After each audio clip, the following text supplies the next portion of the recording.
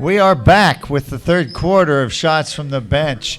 And one thing I wanted to throw out, can I throw this out to our guests at the bar? This is a little bit of a, I won't call it trivia, but I want to see how smart everybody is on baseball and the rules of baseball, because I think this is an interesting activity, and I want you to discuss this. We'll get back to you at the end of the third quarter with some of your answers. But my question is this. It's not a question. I'm going to pose this to you. There are 9 official ways for a player to get on base in a baseball game. And I'm going to clarify. I'll give you the one answer, which is a base hit. So a single, double, triple, all count the same. That's one. You can get a base hit and get on base. But we are going to get back to you. Talk amongst yourselves. If you have some answers, we'll ask you to call them out later. Obviously there's some easy ones, but there's some ones that I'll just bet you're not going to get. So think about those answers. And meanwhile, we're going to do a little NBA talk. And my NBA guru, Mr. Murphy, is going to bring us up to speed on what's going on in the NBA so far. Well, it's almost 2.5 weeks now since the NBA season started, and the last year's defending NBA champion actually yesterday broke the NBA record for most wins to start a season. And I went to bed watching them losing by 10 in the third quarter in both those games. Team. I couldn't believe they won both those games. They were down by 23 in the second half a couple of games ago to the Clippers, LA Clippers. Yeah. And I thought they were going to lose that game for sure. I couldn't believe it. I saw the result and I went, you've got to be kidding me. They're just very resilient and don't give up. Tremendous defensive team, tremendous shooting team, rebounding. Well, they won their 15th straight game yesterday. I say 82, baby. Or is that how they 81, 82? I was surprised when I heard that because, I was thinking, there's been a lot of winning streaks in NBA history, a lot more than 15. But not at the beginning. Not the beginning of the season. Yeah, that's right. So that's what kind of got me a little bit was that. But 15-0. No sign of losing, to be honest with you. Well, if they're down 23 and they still win. I mean, their next closest competition in the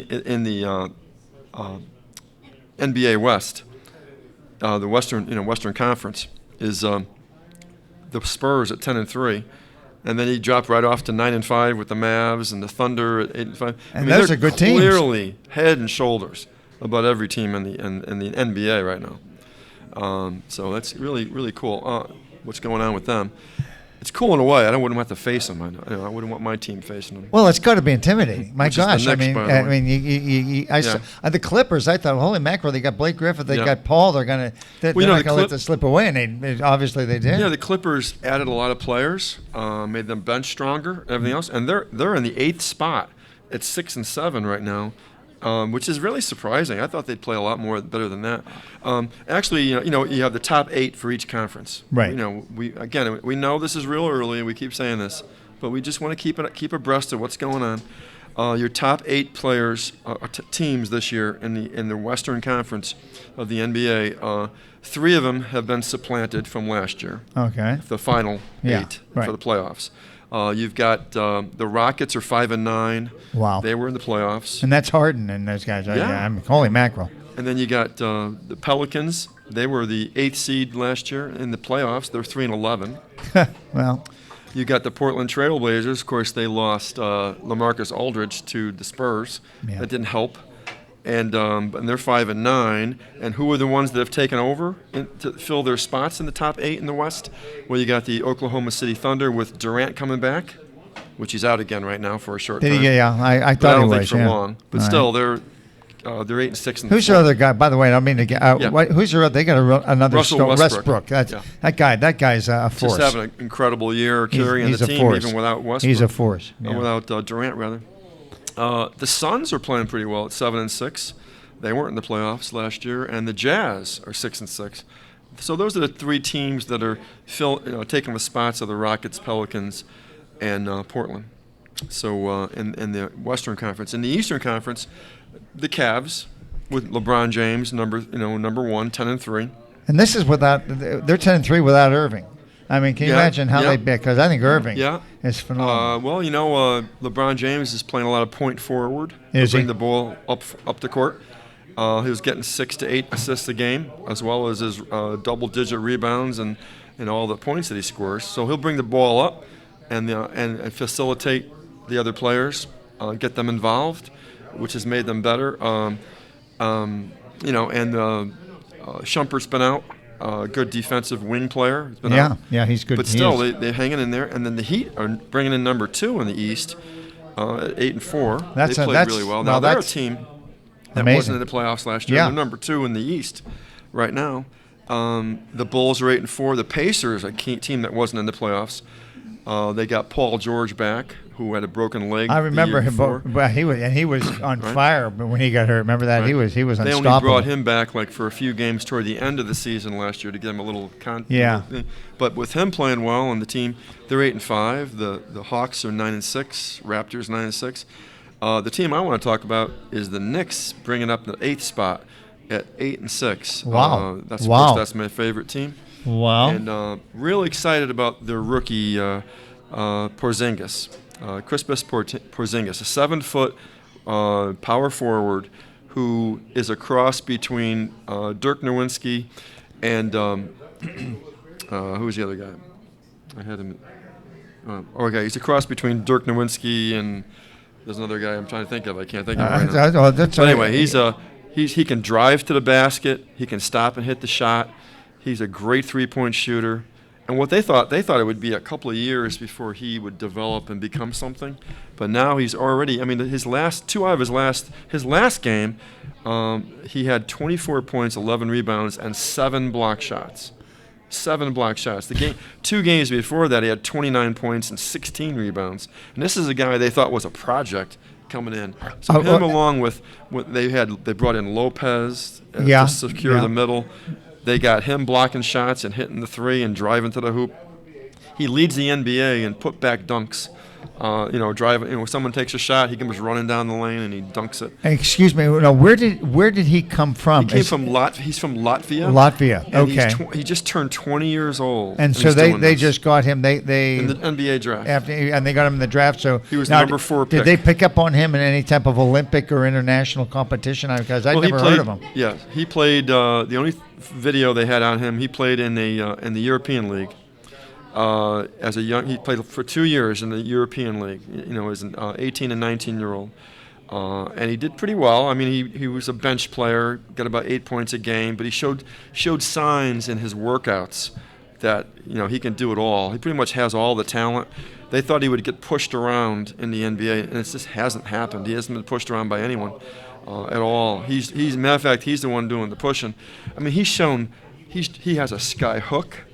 He's got all kinds of moves to the basket. He can, like I said, he can drive. He can handle the ball like a guard. I was going to say, is he playing more power forward or is he a center? Okay, power forward. He's playing power forward. Okay. Sometimes when they run small lineups, they'll put him in as a small lineup at 7-3. They'll put him at center. Because he can guard any position. He can guard he can guard guards coming in. A small lineup at 7. The other night against Houston, James Harden, one of the best. He was in the MVP voting last year. He blocked him twice down the stretch. Wow. Trying to get into and score. So it's an exciting young player. Well, exciting team, actually. Sounds to me like the Knicks are on their way then, if they just keep this guy healthy. And tonight they play in Miami against the number 2 ranked in the Eastern Conference Heat. That's going to be a good game. 8-4 against 8-6. That should be a good barometer to see exactly where the Knicks are this early in the season. But they seem like a team on the rise. I love it. Well, we appreciate that. I appreciate the NBA update. That's going to help. I'm going to go throw this back to the bar here. I want to know what the 9 ways you can get on base are. And if you give me 10, one's probably a duplicate. Now let's hear. You tell me them. Hit. Face hit. Yes. Walk. A walk, yes. Hit by a pitch. 3, that's 3. Catcher's interference. That's 4. Strikeout. That's 5. Yep, pass ball and a catcher. Strikeout. Yep. Fielder's choice. That's 6. Intentional walk. Intentional walk is the same as a walk. No, it's not. Yes, it is. All right. It's just like you can't balk a guy on base. You can balk 4 times, but that is a ball. All that is a ball. What's that? An error is right. A balk is one. Fan interference. No, you're not going to get on base with a fan interference. Let's run. Show the wall like in Fenway Park, and you touch the ball and But that's going to be allow a guy to get that's on going to be an umpire's ruling. Yeah. Philly's on base. If the umpire that doesn't. No, I'm talking about every time. Every time that one of these things happens, every time you can get on base. Well, maybe that's hit wait a minute. a runner. Umpire ruling gets you on. Well, that's one. There's a way. You guys are close. You've given me 7. Actually, you give me 8 now. Let me see. 1, 2, 3, 4. All right. The one did you give me? Let's see. We got okay. I'm going to give base hit, walk, fielder's choice, an error, a force play, a force out. Did you give me that? I don't think you gave me a Fielder's choice. No, that's different than a force out. Oh, A force force out. out is different than a fielder's choice. If I hit a ground ball to short and he throws to second and gets that guy but doesn't get me, Okay. that's a force out. A fielder's choice, if I hit it, Fielder's choice. no, a fielder's choice. A fielder's choice is there is a difference between a force out and a fielder's choice. You can be on second with nobody on first. I can hit a ground ball to short, and you run for third, and the guy throws it to third and doesn't get you. I don't get a base hit, but I didn't force anybody out. Says fielder's choice. No, it is a fielder's choice. There's not a fielder's choice if you hit into a force out. That is not a fielder's choice. To the next one. Well, the one that's going to be tough, I wanted to see if anybody. Ball hits the runner. That's a base hit. That's a base hit. When you hit a ground ball and it hits a runner, it is a base hit. No. Yeah. There's 2 tough ones left. On the one, I think you guys touched on it. You can get on by obstruction.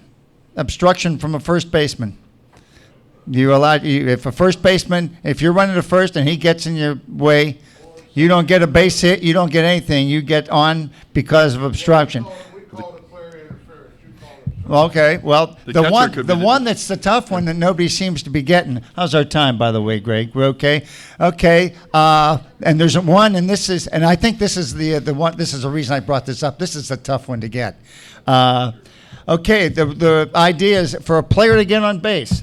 How can a player that's not on base get in a game? He can pinch run. That's how you get on. That's your 10 ways of getting on base. Nobody remembers the pinch runner rule. runner. That's why I threw that in there. And while I'll be ducking all the beers and all the other glasses and stuff. But I figured I'd throw that one out at you. But does that wrapping up the third quarter for us, Greg? I'll tell you, we're going to wrap it up, and I'll be ducking beer mugs and stuff from these guys. And actually, wait till you see what they throw at me for the. We have another trivia, and Greg and Bob's got a couple of things that happened in the NFL that I'll bet nobody was aware of. We'll be back right after this. Okay, we're back for the fourth quarter shots from the bench, and we're here at beautiful Margarita Republic in beautiful Spanish Springs, where the staff is beautiful and will take care of you, and the food is always seated first, the food, fellowship, and fun. And Bob, we had thrown a couple things out to the guests here, and you brought a couple things up to me that I didn't have any idea what was going on. Inform them what happened this past weekend that I thought was pretty fascinating. A couple of oddball little records broken yesterday. One, I want to throw this out to the crowd. Throw it out to the crowd. Okay. I want to see if they know. The Detroit Lions. Well, Yes, you should know have this. a We got a right there. fan. The Detroit Lions, since we have a fan of them out there, became the first team in NFL history yesterday to do what? What did they do that nobody's ever done in the history of the It's NFL? never been And when done he told me before. this blew my mind. I can't believe. And on top of that, Here's another one too to There's chew on. Kansas City had a player do something that's never been done before. Give him his name. Oh, okay. Kansas City's Dontari Poe, a offensive lineman, did something that's never been done. Well, that broke a record. Yeah, what record did Poe break? And Yeah. the other one was what about the Lions? I think Right. that's fantastic. If you want, we can chew that up now because I'm going to give you my baseball play. We'll see if you guys can shoot that. You want to think about those because I think that those are fantastic questions. One thing I want to throw in while they're yeah, chewing absolutely, on that sure. is that this coming Thursday. Pardon? She does. Well, come on, Oh, yeah. Detroit. 18 points in back-to-back games. Are you kidding me? Did he tell you that? Or did you know that? How did you know that? That's not only. Can you imagine that with all the football has been played can't in the believe history it. of the NFL, that I no team has ever scored ever thought 18 I'd be points stumped on that. back to back? That to me, that's I'm not amazing. worthy. It is, but you would think somebody would still. I'm not worthy. You'd still think it would pop up more than. That just amazes me. 2 weeks in a row, never by any team in the NFL. Okay. I think that's fantastic. Okay, now the other one. Let's go to Poe. Let's go Datante Poe. Datante Offensive Poe. lineman. What did he do? More than one touchdown pass to the lineman. Not a bad guess. I couldn't hear him. He said he caught more than one touchdown pass in a game. Well, he's an offensive lineman. Well, so you can be eligible. Okay, all right. Make- All you right, can no, that's make- not the answer. That's not right, but it's a good guess. I think we're gonna have to start to give him a couple hints. Okay. In fact, Okay. tell him. Okay, I'll give you a hint. He's Refrigerator Perry's uncle. He's not really his uncle, but that's just a clue. That's a clue. Yeah, He's really not his he's uncle. got something to do with It has something to Refrigerator do with Perry. Refrigerator Perry. Refrigerator Perry was the first Cleveland Browns defensive tackle to ever run a touchdown. You're getting close to it. What it's You're going to have to close. do. Let me see if I can throw one, but I want to make it okay. Refrigerator Perry held this record until Poe broke it. Right.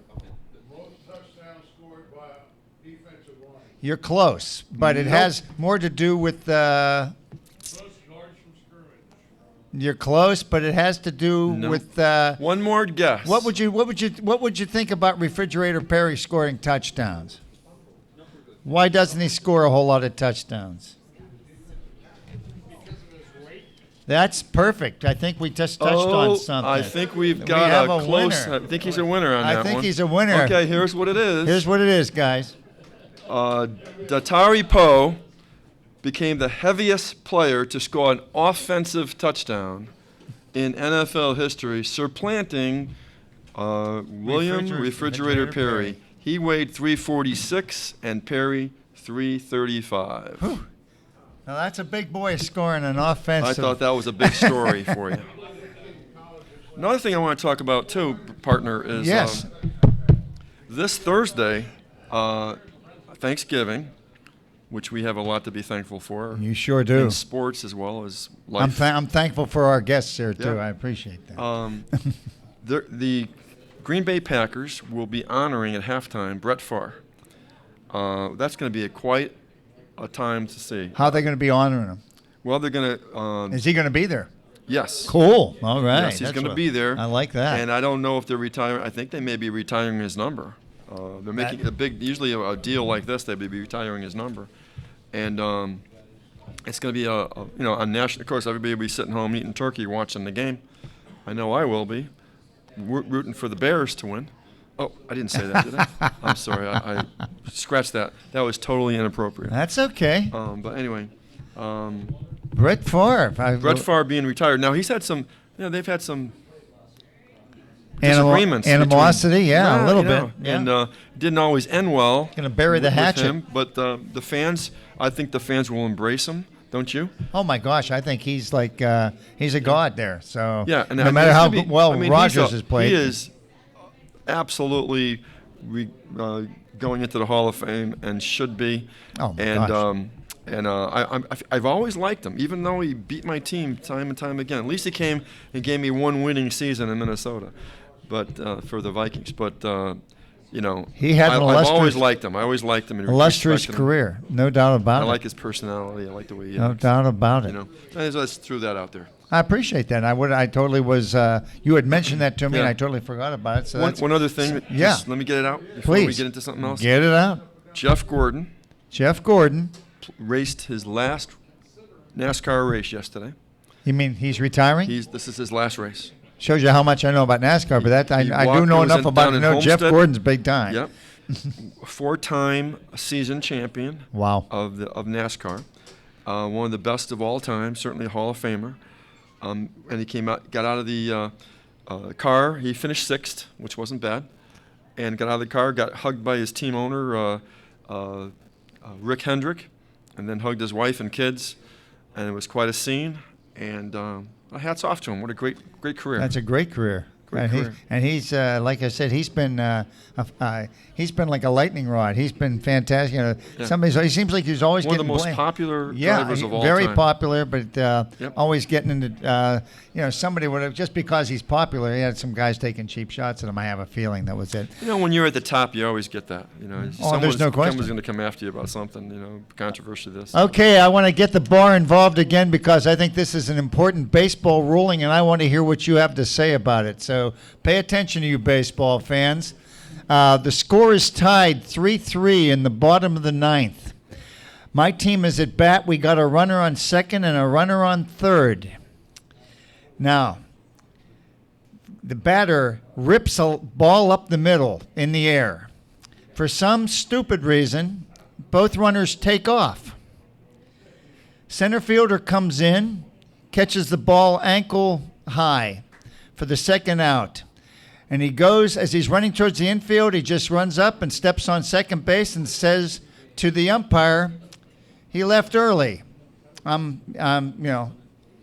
saying he left early. I'm here and getting here before he gets back. And the umpire says, okay, go shake hands. That's the end of the game. Why is that the end of the game? Okay, that's exactly right. Does everybody know the why? And this is the biggest rule that gets confused, and it's the difference between an appeal and a force out. I've talked to my dad, who loved baseball, used to say, he's forced, he's got to go back. I said, no, he's not. If I'm on second base and you hit a line drive and I run, I can say I tagged up. I said, who's to say I didn't tag up? Well, I think I left before he caught the ball. So you have to go through a formal appeal. There's a live ball appeal, and there's a dead ball appeal. And the dead ball appeal is usually after when a guy tags up from third and tries to score, and the play. My question for that one was, you got why would you run? Second and third. Well, yeah, second and third. Where's the guy in third? Did he? Guy left on the crack of the bat. So he's running home, and the guy on second is running as fast as he can to third. The guy in third tagged after it was caught. The guy in third didn't tag at all. The guy in third just ran home and crossed home plate before the guy in center field stepped on second base and appealed. So he scored before the guy. What the guy did by appealing the runner on second is he ignored the runner on third's run. He said, I'm conceding that run, but I'm going to get the guy that was on second. Mm-hmm. Well, that's the third out of the inning, but the fact of the matter is that's also you let the lead runner come in and win the game. Right. So I'm surprised everybody had that one down. I thought that was going to be a big trick, but all you guys must have some umpires out there. Anybody got anything for us? Anybody want to stump us with anything? Come on. Got to give us a good one. Nothing. All right. Well, we've got lots more we can talk about. I'm going to bounce back to college football for a second because I'm just curious what you think about Utah in the last couple weeks. You were always kind of down on the Utes, and it seems to me like the Utes have fulfilled your prophecy. They look like they've kind of collapsed things. They've lost 3 in a row. Yep. And do you think that speaks to the power of their conference? Yeah, I do. They had a great early mid part of the season, and a lot of these teams that don't look like they belong are starting to fade. Well, I'm always amazed that they seem to get. Matter of fact, one of the teams that I'm surprised they faded was as much as they have is LSU. Oh, and now I guess as we speak, just a little while ago, looks like they may be getting rid of Les Miles. Unceremoniously, they're going to buy him out of his contract, and the boosters.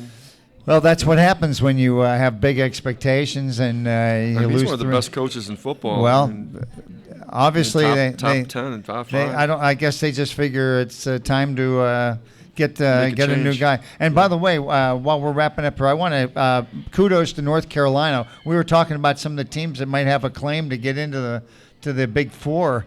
They lost that opening game to South Carolina, and they've run the table since then, and they've beaten some pretty good teams. So keep your eye on those guys. I think they have a heck of a quarterback and a heck of a coach. So the problem with they've just got a bunch of teams to jump. Well, there's no question. I mean, it's possible. Yeah. I mean, they are within striking distance. I guess that's I for mentioned them because they don't look like they're going to lose anymore. Right. Because they're playing North Carolina State, and I think that's it. But for them. they weigh their schedule. Excuse me. Did they beat Florida State this year? I believe they didn't play them. They didn't play them. So no, I was just bringing them up as another potential team but you're right. The teams that are locked into one loss, they're going to have to jump over a zillion other ones. But these other teams, Another like thing, Notre Dame, I mean, like we were talking earlier about Notre Dame's win, just barely over BC. Yeah. North Carolina beat Virginia Tech 30-27. That was a tough game for them. Again, the committee looks at that. Oh yeah. If you're just struggling over these are the type of teams. If you want that get to the 4 spot, you got to win decisively. Oh, you're right. Well, there's no question. I'll tell you what. We want to thank everybody again at Margarita Republic for coming and joining us for another great issue of Shots from the Bench, and we'll be back next week. Hopefully you'll come down and join us. If you catch us on YouTube, come on down and be part of the conversation and part of the festivities. We appreciate everybody's concern and participation, and we will be back next week with another edition of Shots from the Bench. For Bob Murphy and I, thanks so much, guys.